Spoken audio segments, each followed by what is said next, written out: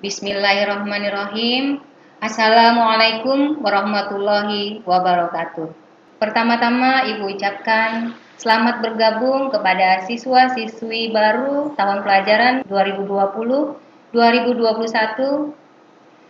Kalian sudah memasuki masa pengenalan lingkungan sekolah atau MPLS tahun pelajaran 2020-2021. Ibu adalah Rusnani SPDMM. Biasanya di lingkungan sekolah Ibu dipanggil dengan sebutan Ibu Nani, baik oleh guru-guru, staf tata usaha, maupun siswa-siswi SMK Negeri 1 Tanjung.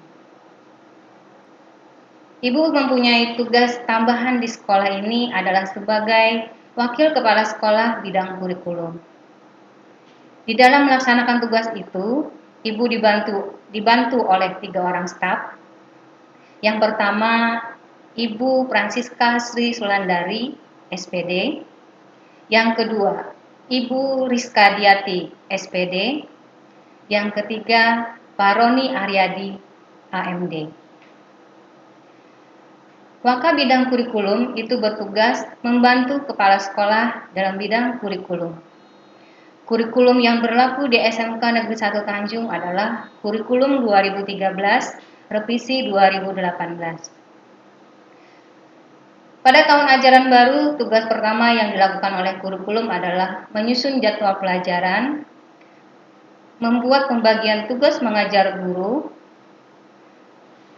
membuat SK mengajar guru, kemudian dalam keseharian nanti apabila ada pelatihan-pelatihan guru, baik di lingkungan Kabupaten Tabalong, Provinsi Kalimantan Selatan, tingkat nasional maupun tingkat internasional, itu kami membantu Ibu Kepala Sekolah, yaitu Ibu Dr. Andal Hajah Lis Sulastrini MPD, untuk mendelegasikan siapa guru yang berhak untuk mengikuti kegiatan tersebut.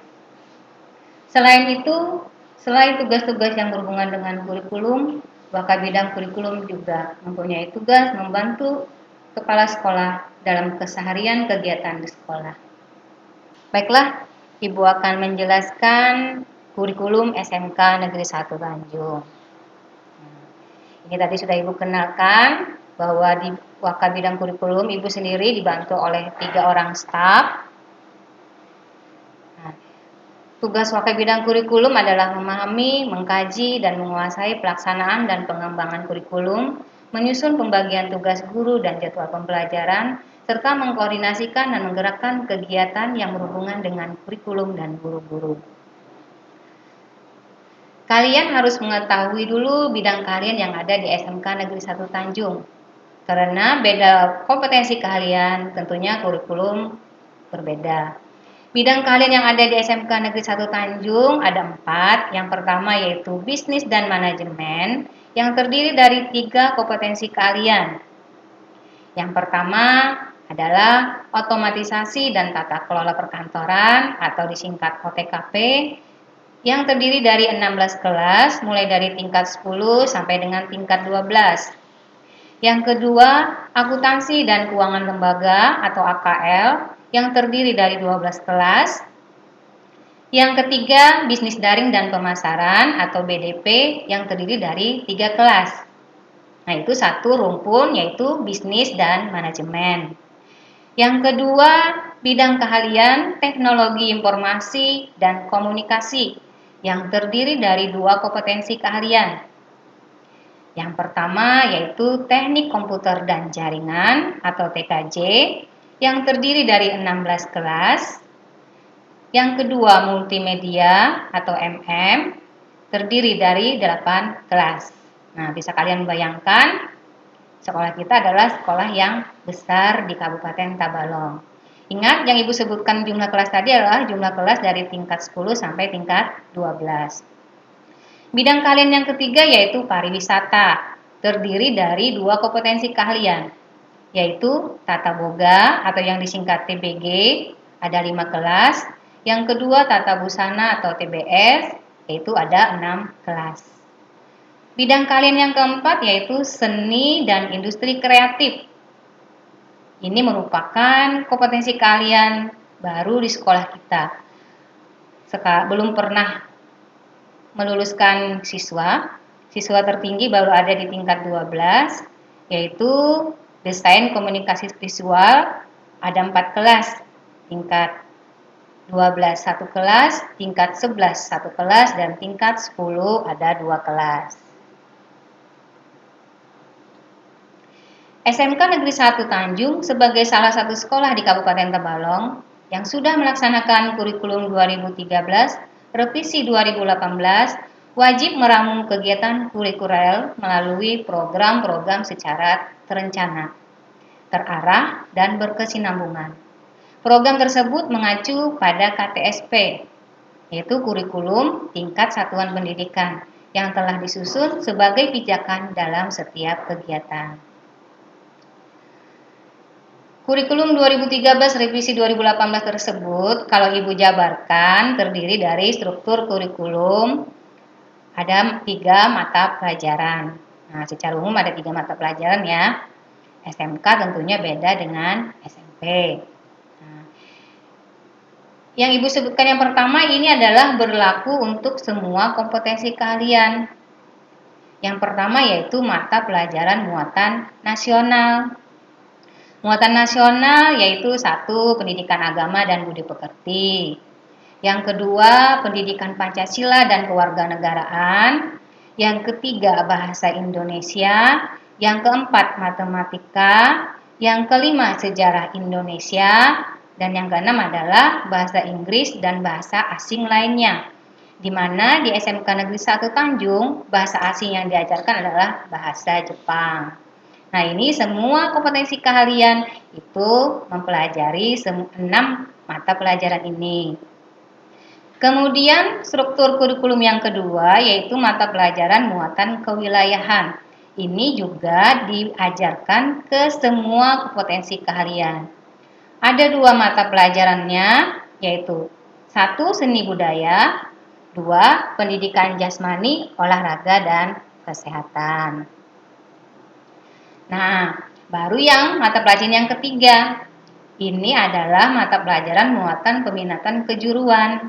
Yang mana karena sesuai mata pelajarannya muatan peminatan kejuruan, mata pelajarannya setiap kompetensi keahlian itu berbeda-beda. Nah, yang pertama itu kelompok C1 yaitu dasar bidang keahlian yang hanya diajarkan di tingkat 11.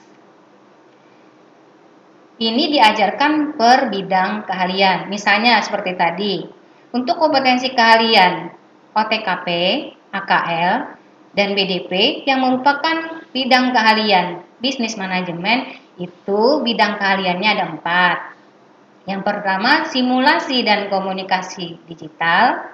Yang kedua, ekonomi dan bisnis. Yang ketiga, administrasi umum. Dan yang keempat, IPA. Ya, itu untuk 3 kompetensi keahlian OTKP, AKL, dan BDP. Yang kedua, untuk kompetensi keahlian TKJ dan MM. Nah, ini karena satu rumpun, dia juga mempunyai mapel yang sama untuk TKJ dan MM, yaitu yang pertama, simulasi dan komunikasi digital. Yang kedua, fisika. Dan yang ketiga, kimia. Yang ketiga, untuk kompetensi keahlian TBG dan TBS. Ingat TBG tata boga ya, dan TBS tata busana. Yang pertama adalah simulasi dan komunikasi digital. Yang kedua, IPA terapan. Dan yang ketiga, kepariwisataan.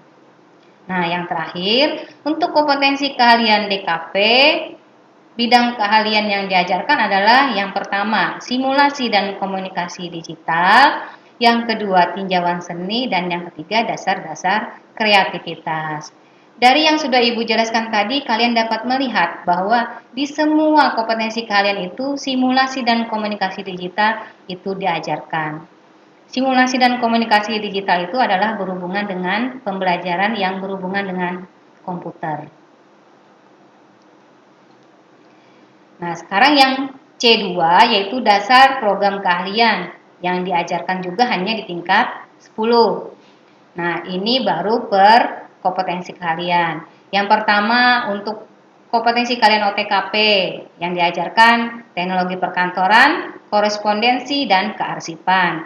Yang kedua untuk kompetensi kalian AKL yang diajarkan etika profesi, aplikasi pengolah angka atau spreadsheet, akuntansi dasar, dan perbankan dasar.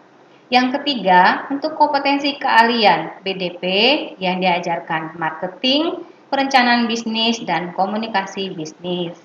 Yang keempat, untuk kompetensi kalian TKJ dan MM yang diajarkan adalah sistem komputer, komputer dan jaringan dasar, pemrograman dasar, dan dasar-dasar grafis atau desain grafis.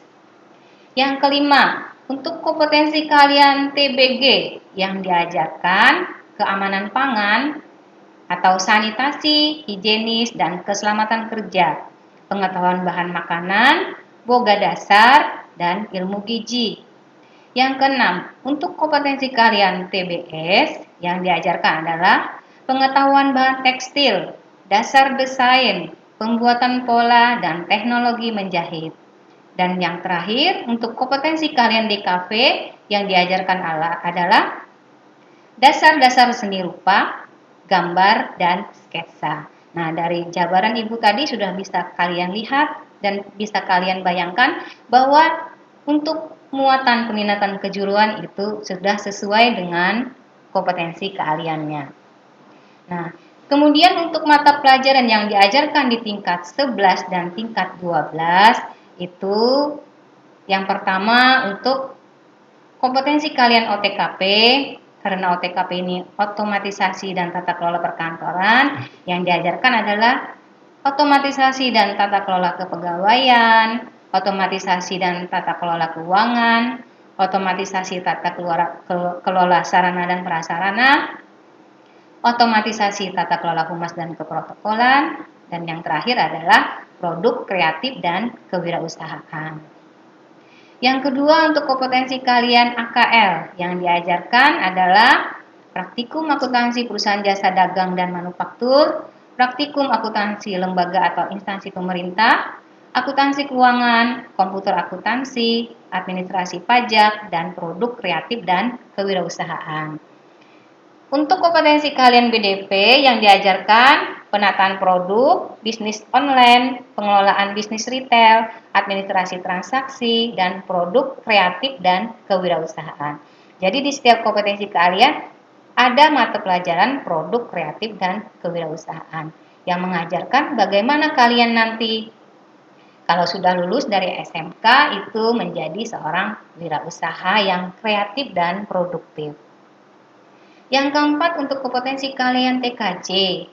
Nah, TKJ berhubungan dengan komputer yang diajarkan adalah teknologi jaringan berbasis luas atau WAN, administrasi infrastruktur jaringan, administrasi sistem jaringan, teknologi layanan jaringan, produk kreatif, dan kewirausahaan.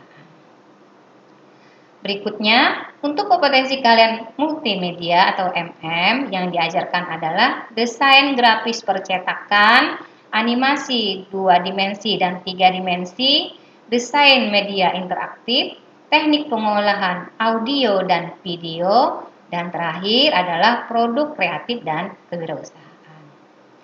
Yang terakhir, belum terakhir, sekarang yang keenam, untuk kompetensi keahlian TBG yang diajarkan adalah tata hidang, pengolahan dan penyajian makanan, produk cake dan kue Indonesia, produk pastry dan bakery, dan terakhir produk kreatif dan kewirausahaan. Untuk kompetensi kalian TBS yang diajarkan adalah desain busana, pembuatan hiasan busana, pembuatan busana custom made, pembuatan busana industri, dan produk kreatif dan kewirausahaan. Yang terakhir untuk kompetensi kalian DKV yang diajarkan adalah desain publikasi, komputer grafis, fotografi, videografi, dan produk kreatif dan kewirausahaan. Nah, yang terakhir yang diajarkan pula untuk semua kompetensi kalian adalah adanya muatan lokal di kurikulum SMK Negeri 1 Tanjung, yaitu pendidikan Al-Quran untuk yang beragama Muslim, dan pendalaman Alkitab untuk non-Muslim. Nah, karena sekolah kita adalah sekolah besar, jumlah guru yang ada di sekolah kita adalah 123 orang. Nanti kalian akan belajar semua mapel yang sudah Ibu jelaskan tadi ke 123 guru itu. Tentunya nanti gurunya juga berbeda-beda setiap mata pelajaran yang diajarkan. Nah, kita kan nih masih pandemi COVID-19. Bagaimana sih pembelajaran SMK Negeri 1 Tanjung selama pandemi COVID-19 ini? Nah, sesuai dengan Surat Edaran Mendikbud nomor 4 tahun 2020, maka nanti kalau kalian sudah belajar, sudah selesai masa pengenalan lingkungan sekolah, nanti kalian masih belajar di rumah, yaitu pembelajaran jarak jauh, sistem online atau sistem daring. Kenapa hal itu dilakukan? Karena kalian sudah mengerti COVID-19 itu sangat berbahaya bagi kita. Penularannya sangat cepat. Nah, berdasarkan hasil UNESCO, lebih dari 90% populasi siswa dunia telah dipengaruhi oleh penutupan sekolah karena pandemi COVID-19. Nah, makanya kita mengacu pada Surat Edaran Mendikbud nomor 4 tahun 2020. Selamat belajar anak-anakku sekalian, siswa-siswi tahun pelajaran 2020-2021. Semangat kalian harus belajar, walaupun pembelajaran kita adalah pembelajaran jarak jauh, sistem online, tapi pasti kalian akan bisa. Tetap belajar, belajar, dan belajar. Ingat, SMK punya simbol. SMK bisa, SMK hebat. Terima kasih. Sekali lagi Ibu ucapkan selamat bergabung di SMK Negeri 1 Tanjung. Semoga kalian dapat mencapai dan meraih cita-cita kalian di sekolah ini. Cukup sekian yang Ibu sampaikan. Wassalamualaikum warahmatullahi wabarakatuh.